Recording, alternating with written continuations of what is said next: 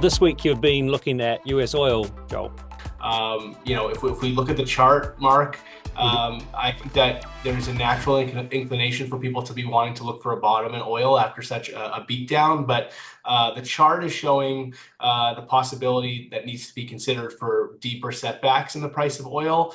And if we look at this thing, take a pullback at the longer term chart, you can see that there's some support that initially comes in, some critical support by the May 23 low around $64 roughly.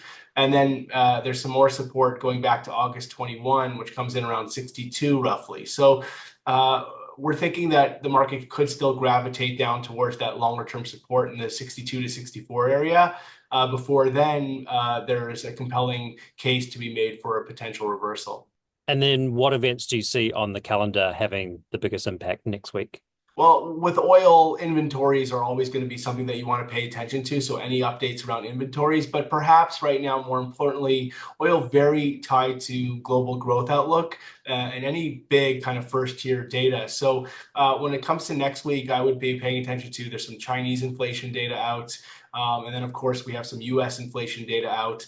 And I'd even pay attention to the ECB policy decision to see how that kind of affects sentiment and impacts, the potential for people to think about growth in one way or the other. So those would be the big things that I'd be looking to.